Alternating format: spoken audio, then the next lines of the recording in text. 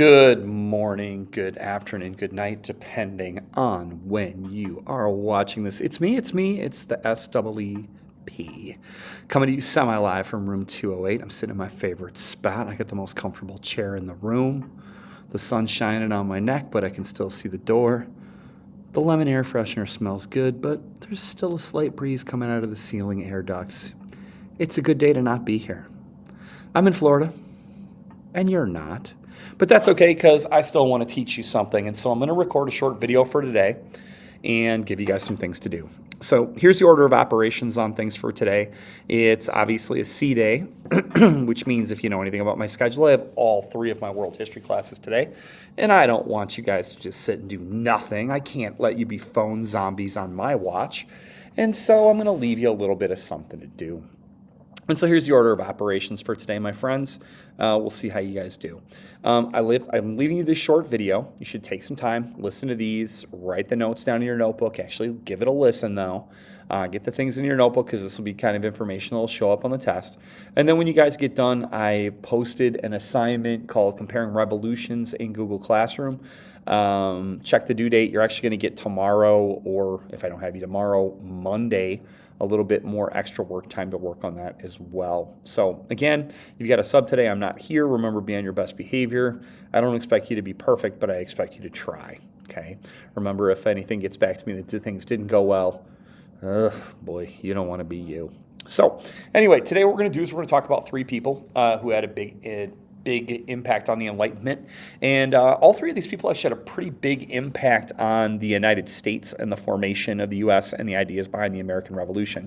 Again, why should you pay attention? Well, hey, if nothing else, these people are going to make part of a lovely matching section on the test on the Enlightenment and revolutions. So let's get going. So this curly-haired guy, wow, what a hairdo. That's all I can say, is John Locke. Now, John Locke is really important to kind of the American Revolution, in particular, the writing of the Declaration of Independence. And John Locke is really famous for writing this thing called Two Treatises of Government. And the ideas that I'm going to talk about below this all kind of come from that text and other various things that he wrote. Now, John Locke was a big advocate for what were called natural rights. And natural rights are basically this idea that you're born with these things. All people are born with these things. And basically those ideas are life, liberty, and property. And by life, our life around us, the things we're entitled to know when ending our life. We're entitled to live life kind of how we want to. Liberty means freedom. Okay, we have the rights and freedoms to do the things that we want to be able to do as long as we don't violate Hobbes' social contract. Locke believed in the social contract, but as long as we didn't violate each other's freedoms, we were okay. So I had the freedom to pretty much do whatever I want as long as my freedoms don't infringe on yours. So I can drive my car, I can do my things, but if the way that I drive makes situations dangerous for the drivers around me, I can be ticketed because we have laws to protect people from that. And finally, the final one of the natural rights is property. We all have the right to be property owners. We have the right to be able to buy land, to kind of do what we want to on that land, again, within the social contract of things. Now, we've tweaked this a little bit in the United States. We don't do life, liberty, and property. We life, liberty, and the pursuit of happiness because we viewed owning property as part of your pursuing the American dream and therefore pursuing happiness. Locke's big contribution to the Enlightenment are these ideas, that life, liberty, and property idea. He really thought that governments did need to exist, but unlike Hobbes, who believed that governments existed because people were evil and they had to be controlled, he thought government was there to make sure that your life, liberty, and property weren't violated by somebody else.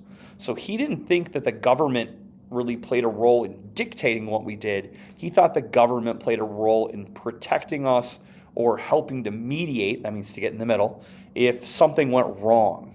Okay, and so he really believed in this government that was, I don't want to say hands off, but that their job was to make sure that you got to be the best version of you. All right. He also believed that people had the right to get rid of rulers that overstep their power.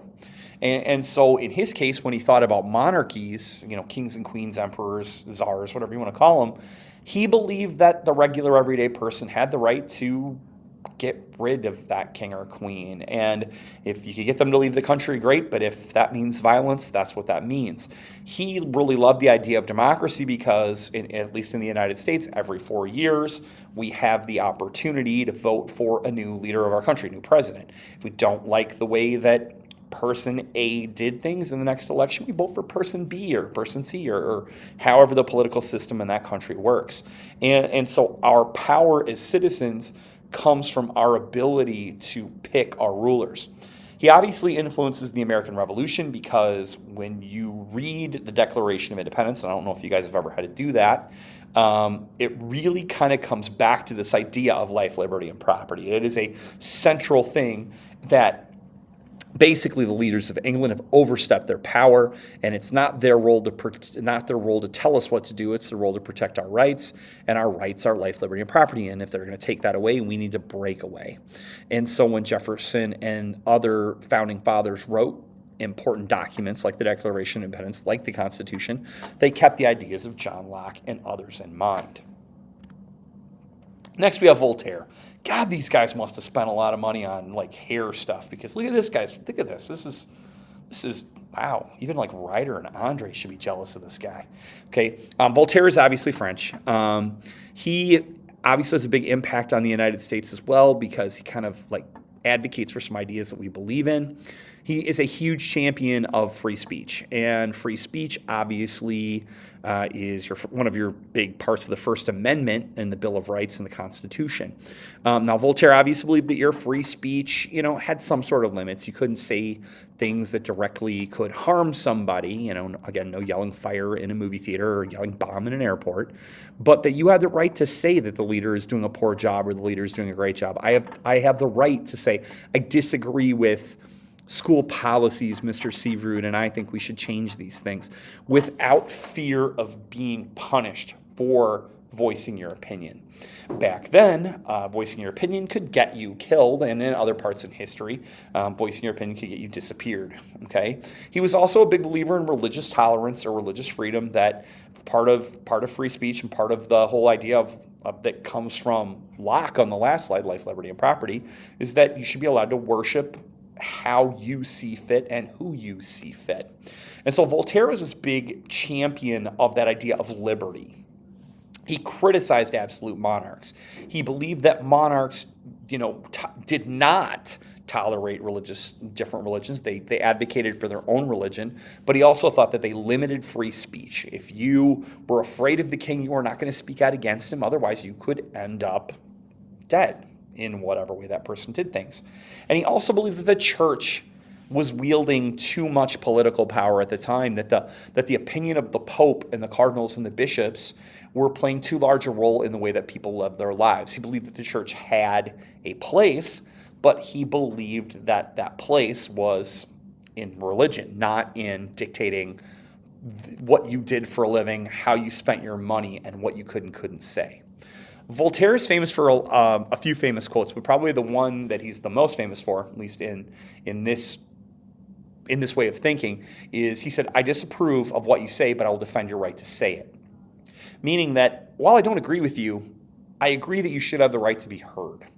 Okay, and that's why sometimes when I'm talking to people, I don't really like politics, but sometimes when I talk about politics, I'll completely disagree with somebody on what they're talking about. But I respect them enough to listen to what they have to say, and then I, hoping that they feel the same way, will say, I disagree with you, and here's why.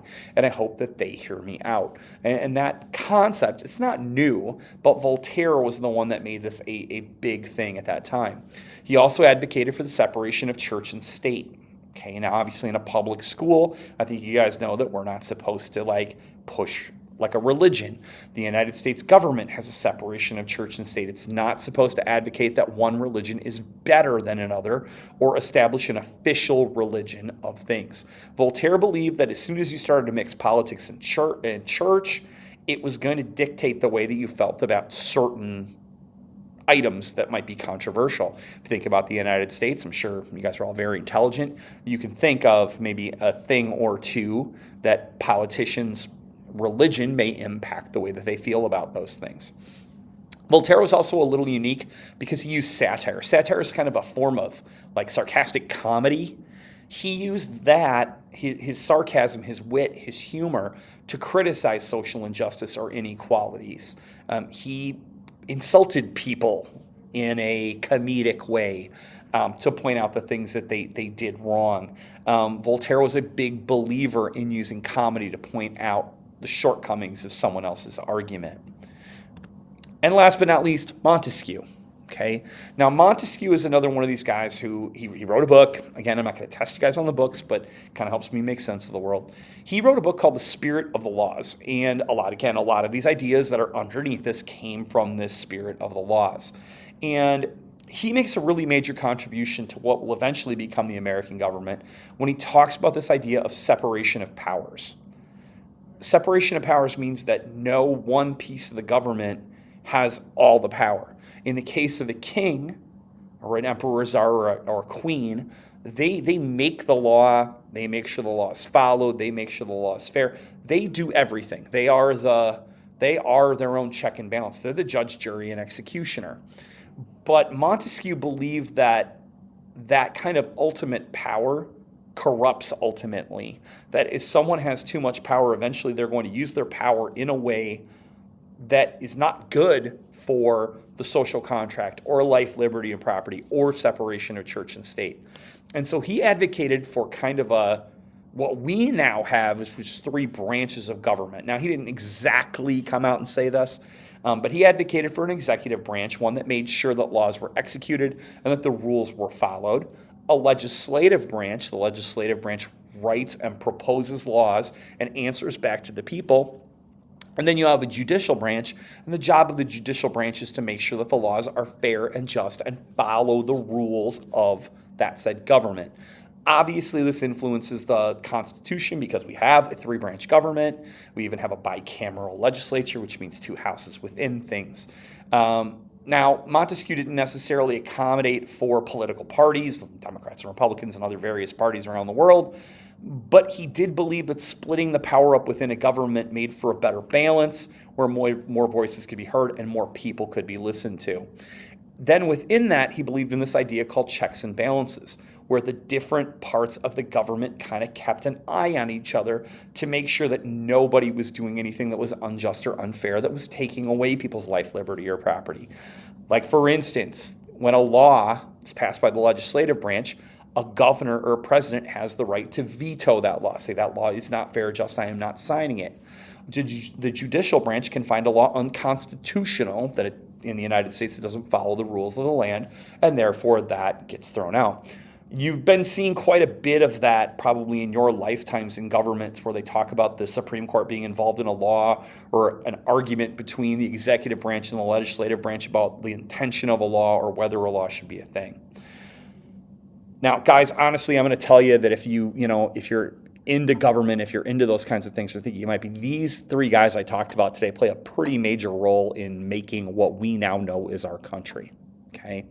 Now, with the time you have left, you should open up Google Classroom further, go to your, I think it's classwork tab, and open up the reading called Comparing Revolutions. You've got a reading that compares the the American Revolution to the French Revolution, and it also has 8 multiple choice questions and 8 short essays.